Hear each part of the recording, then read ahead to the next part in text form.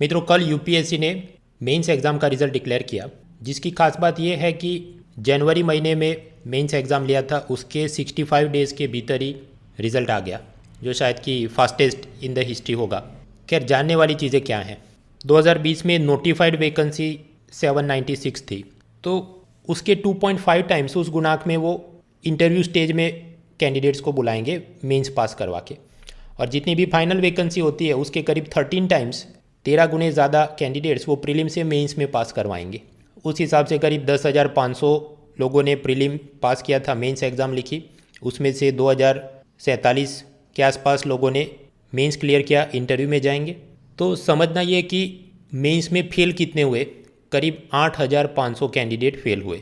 इसमें से सबक क्या लेना है भाई, 10,000 लोगों ने प्रीलिम पास किया था, उसमें 8,000 लोग आगे बढ़े, उन्होंने मेंस फेल कर दिया, जो दिखाता है कि सिर्फ प्रीलिम पास होना और उसमें आपके पास फैक्चुअल नॉलेज है तो अपने आप मेंस पास करने का कोई लाइसेंस कॉन्ट्रैक्ट मिल नहीं जाता।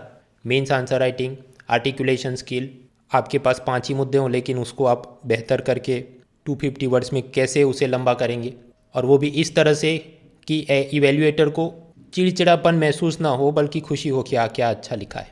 ये सब कैसे हो सकता है? पढ़ाई को आप और बढ़ाइए, ज़्यादा फॉर्डर कंटेंट हासिल कीजिए, newspaper, columns, magazines, books, even NCERT, उसकी आप 11-12 की political science, sociology, world history की मेरे ख्याल से क्लास 10 की किताब, ऐसी चीज़ें पढ़ेंगे, उसमें से भी आपको कई सारी नई बातें जानने को मिलती। तीसरा मुद्दा, कई सारे लोग इंटेलिजेंट होते हैं, प्रतिभावान होते हैं, लेकिन फिर भी मेंस क्लियर नहीं होता। उसका ये कारण है कि आप जो ऑप्शनल सब्जेक्ट लेते हैं उसमें भी आपने बेस्ट में बेस्ट प्रदर्शन करना है। सब लोग आंख बंद करके ये political science, sociology, anthropology, geography, public administration, XYZ चीज़ ले रहे हैं तो मैं भी ले लूँ, और उसका जो भी डाइजेस्टेड रेडीमेड कोचिंग मटेरियल और नोट्स मुझे मिल रहे हैं वो मैं भी ले लूँ, और 3 महीने में बस ऐसे ही मारपीट के सब्जेक्ट कंप्लीट कर दूँ। भाई ये सब दिल बहलाने की बात है, क्योंकि ऑप्शनल सब्जेक्ट और उसमें भी स्केलिंग मैथोडोलॉजी के हिसाब से बेस्ट में बेस्ट जो होंगे वो ही कुछ प्रतिशत लोग आगे बढ़ पाएंगे इंटरव्यू स्टेज में। तो दिल बहलाने के लिए आप ऑप्शनल सब्जेक्ट कोई भी ले लेते हैं और ये समझते हैं कि बस उसमें 50-60 हज़ार रुपये का कुछ मैंने ऑप्शनल का कोर्स कर लिया 3 महीने में तो मैं नंबर 1 हीरो हो गया। उसके भी जो रेफरेंस बुक्स होते हैं, दूसरे कुछ जर्नल्स होते हैं, वो सब आप देखिए, पढ़िए, कुछ गवर्नमेंट कॉलेज के बड़े प्रोफेसर्स को दिखाइए कि ऐसे प्रश्न पूछे गए, ये कौन सी वाली किताब है, अगर आपको नहीं पता चला कि कहाँ से प्रश्न आ रहे हैं वगैरह। इसमें फर्स्ट अटेम्प्ट वालों के लिए भी सबक है। आप देख लिए अगले साल, मतलब ये 2021 वाला जो प्रीलिम्स होगा उसमें से कितने लोगों को मेंस में सिलेक्ट करेंगे। अगर ये 13 टाइम्स वाली फार्मूला के हिसाब से चले तो 712 वैकेंसी के सामने 9,400 9,500 लोगों को प्रीलिम टू मेंस के लिए वो सिलेक्ट करेंगे। और समझिए कि ये पिछले साल वाली साइकिल में जो 8,500 लोग मेंस में फेल हुए हैं तो उसमें ज़्यादातर वापस प्रीलिम देंगे इस साल, सिवाय कि उनका एज अटेम्प्ट ख़त्म हो गया हो। तो आप उन सब के साथ compete कर रहे हैं। समझिए वो 8,500 सीनियर प्लेयर्स, और सामने इस साल मेंस वाली सीट कितनी, करीब 9,400-500, और जो फर्स्ट अटेम्प्ट वाले हैं उनकी वो 50-50 एलिमिनेशन टेक्निक वगैरह के लिए जितना ज्ञान चाहिए वो उनके पास थोड़ा कम रहता है। So there is no scope for complacent attitude कि बस मैंने पढ़ लिया है और मैं अब बेताज बादशाह हूँ।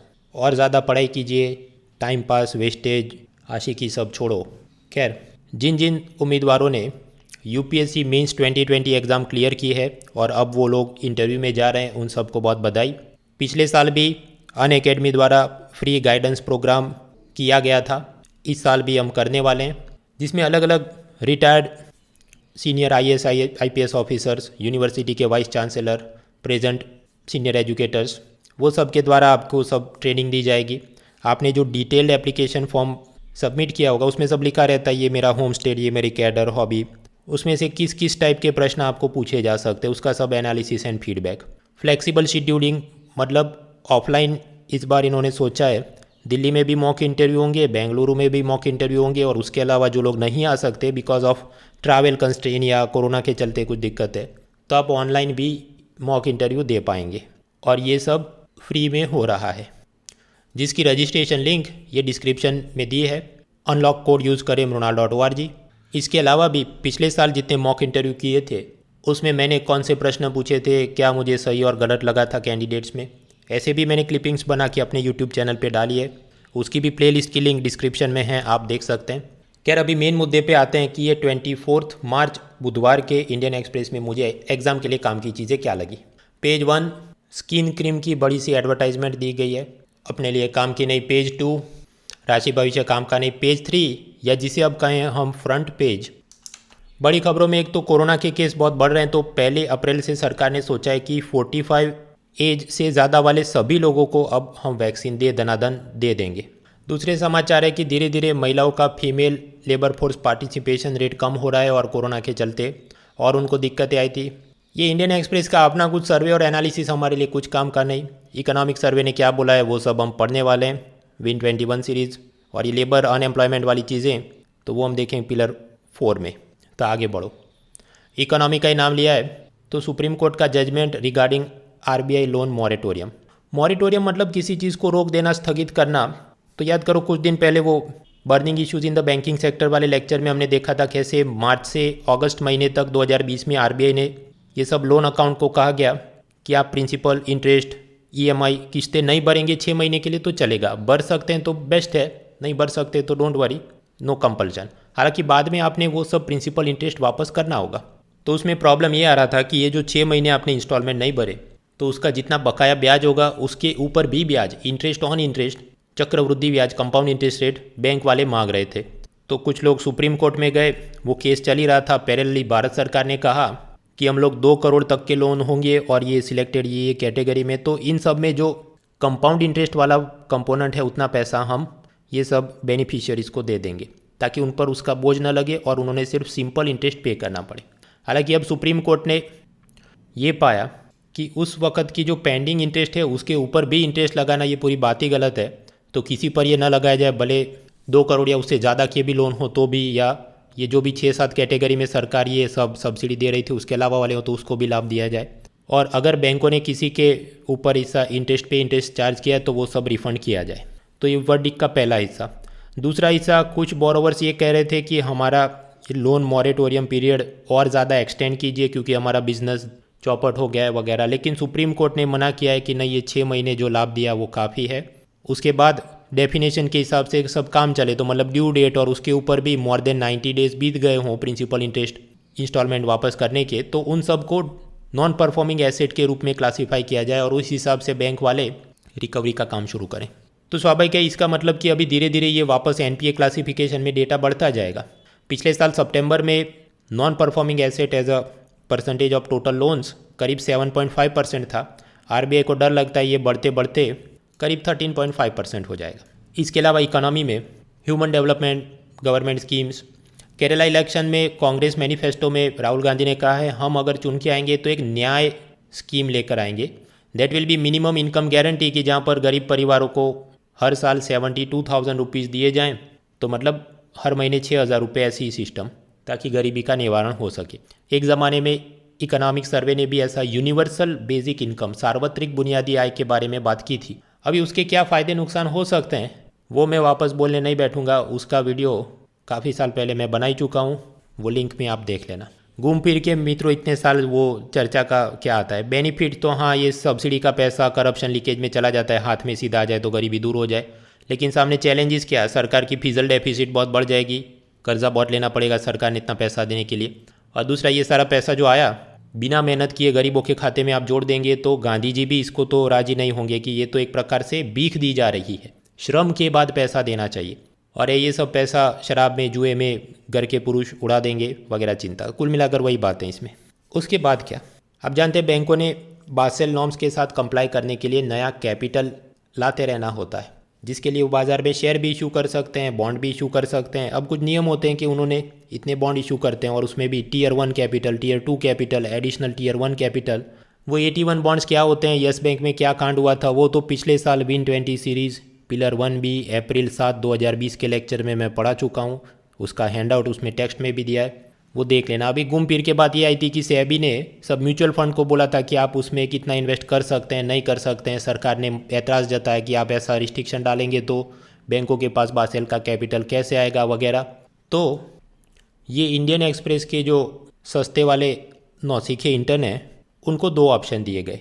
ऑप्शन ए, अपनी गर्लफ्रेंड के साथ शादी कीजिए, और ऑप्शन बी कि सेबी का 81 bond directive for mutual fund ये कागज़ में प्रिंट निकालो और उसके साथ शादी कर लो। तो ये सब बोल रहे हैं कि हमको ऑप्शन बी चाहिए, क्योंकि दुनिया में हमें सबसे प्यारी यही चीज़ है। और उसको देख के बाकी सारे यूट्यूबर्स और सीए करंट अफेयर्स पीडीएफ वाले भी इसमें घुस घुस के सब डाल रहे हैं। तो उनको मैं वही पूछना चाहूँगा जो सिंघम पिक्चर में वो मिनिस्टर वो छोटे गोलू मोलू बच्चे को पूछता है, बाबा तुला काय पाहिजे, बिस्किट पाहिजे कि बॉर्नविटा। उसी तरह ईपीएफ में जो पैसा कटता है उस पर आपको जो ब्याज मिलता है उस पर कितना इनकम टैक्स लगेगा, किस लिमिट तक की सैलरी वालों को कितना इनकम टैक्स में लाभ मिलेगा, उसके नियमों में सरकार ने सुधार किया है। अपनी यूपीएससी सिविल सर्विस एग्ज़ाम में ये कुछ काम का नहीं। इसकी भी अभी लंबी चौड़ी एक्सप्लेन सीरीज़ बनेगी।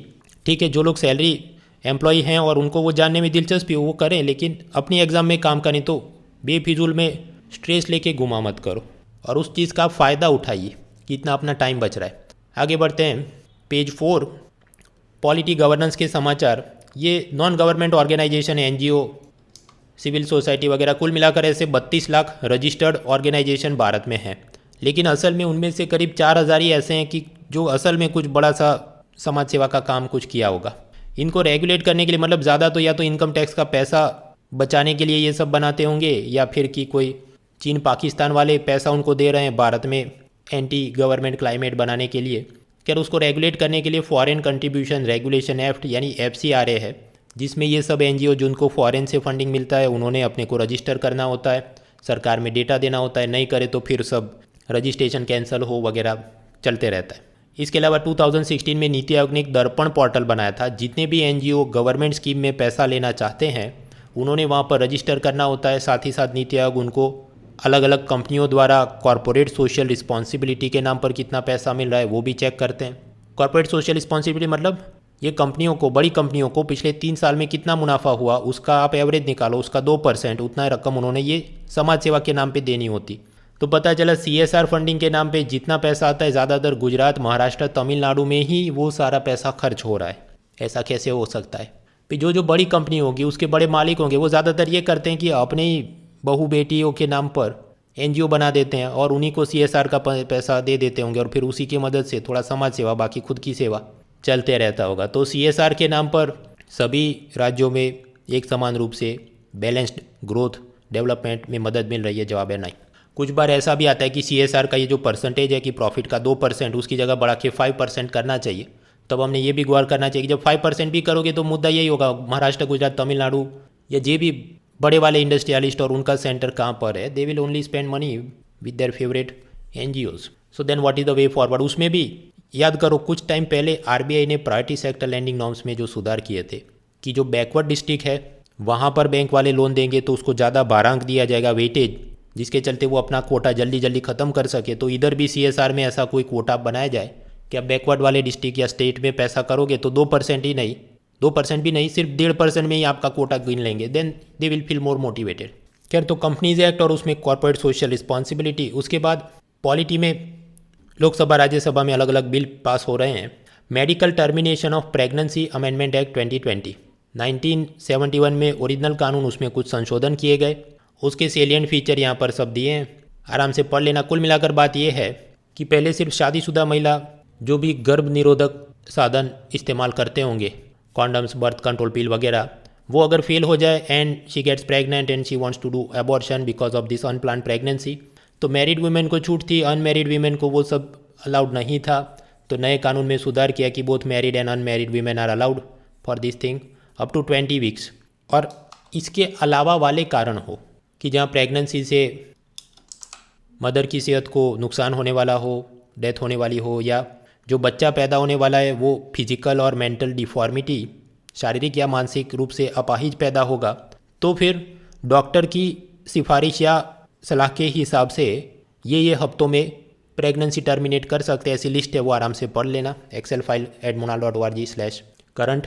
तो मतलब पहले से ज़्यादा रियायतें दी गई हैं। इसमें नेगेटिव क्या है? कुछ ह्यूमन राइट एक्टिविस्ट ऐसा मानते हैं कि ये जो कहा गया कि अगर बच्चा फिजिकल या मेंटली डिफॉर्म पैदा होने वाला है तो उसका एबॉर्शन करवा सकते हैं इतने वीक तक की प्रेगनेंसी में, तो मतलब ये एक प्रकार से आप ऐसा दिखा रहे हैं कि जो शारीरिक या मानसिक रूप से विकलांग होता है वो सब समाज पे बोझ है, इसलिए उसको पैदा नहीं होने देना चाहिए वगैरह वगैरह। और ये इस प्रकार की सब जो भावना चलेगी, it is leading us towards Eugenix.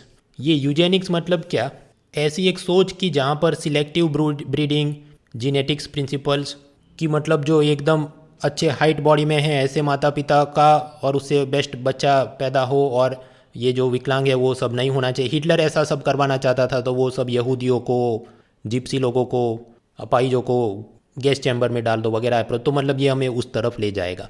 और फिर इससे और आगे मुद्दे जोड़े वो सब डीएनए और सिलेक्टिव डिज़ाइनर बेबी वगैरह वगैरह। खैर वो तो depending on the requirement of the question you may think of something. Polity में तीसरा, एक बिहार राज्य सरकार Bihar special arm police bill pass कर रही है, जहाँ पर उनकी जो पुलिस थी बिहार मिलिट्री पुलिस, उसका नाम बदल के बिहार स्पेशल आर्म पुलिस, और वो इंडस्ट्रियल फैक्ट्री वगैरह की रक्षा करेगी, क्योंकि वहाँ पर भी ये नक्सलवाद और सारी समस्या बढ़ रही है। तो जो काम CISF करता था, सेंट्रल इंडस्ट्रियल सिक्योरिटी फोर्स, वो ऐसे काम ये लोग कर पाएँ, तो ये तो अच्छी बात है। इसमें चैलेंज या कंट्रोवर्सी ये चल रही है कि कानून में ऐसा लिखा है कि this special arm police they can arrest any person without warrant और मैजिस्ट्रेट परमिशन।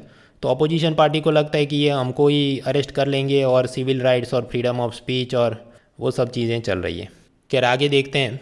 पेज 5 कुछ काम का नहीं, पेज 6-7 में भी कुछ काम का नहीं, पेज 8 कॉलम्स। एक तो ये सुप्रीम कोर्ट का लोन मॉरेटोरियम पर जजमेंट, वो तो हमने देख लिया। दूसरा व्हीकल स्क्रैपिंग पॉलिसी, वो भी हमने कुछ दिनों पहले देख लिया, इसमें नया जानने को कुछ नहीं।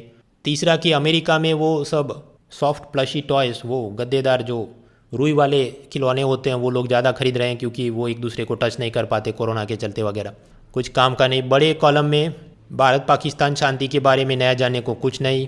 इजिप्ट में महिला अधिकार की आंदोलन करने वाली नवाल सद्दावी का देहांत, उस पर बड़ी सी श्रद्धांजलि कॉलम काम की नहीं। पेज 9 प्रवीण परदेशी की कॉलम की कोरोना के बाद इकोनॉमिक रिकवरी, लेकिन ये जितना भी लिखा है इसमें कुछ नया जानने को नहीं जो इकोनॉमिक सर्वे में हम नहीं पढ़ने वाले। फिर दूसरा कॉलम ये medical termination of pregnancy bill में जो सुधार किए गए वो भी हमने देख लिया।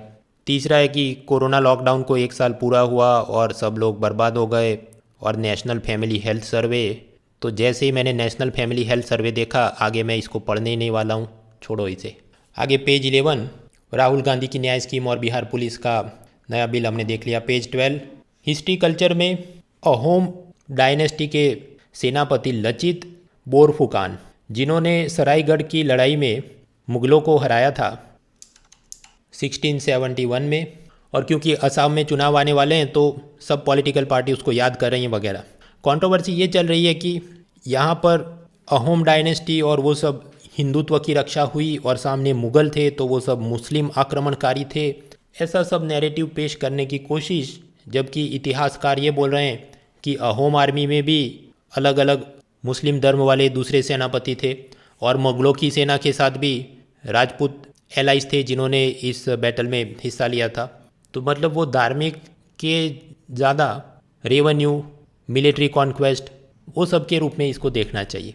खैर वो अगर आप असम से बिलोंग करते हैं, UPSC की इंटरव्यू में जा रहे हैं तो ज़्यादा एनालिटिक्स में जाइए, वरना जहाँ तक MCQ की बात है तो हमने पर्सन और डायनेस्टी, टाइम फ्रेम, क्रोनोलॉजी उतना थोड़ा बहुत पता होना चाहिए, वो देख लिया।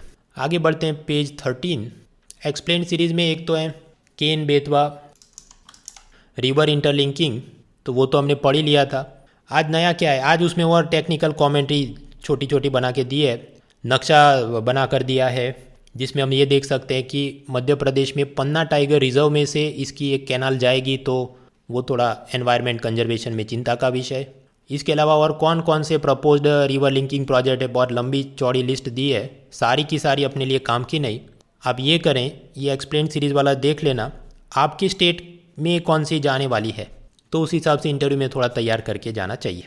फिर दूसरी एक्सप्लेन सीरीज़ चीन पर, ये America, Britain, Canada, European union ने सैंक्शन लगाए कि आप वो उइगुर मुस्लिम पर अत्याचार कर रहे हैं, तो उसे क्या होगा, वो तो जो जानना था 2 लाइन में हमने कल ही पढ़ लिया था।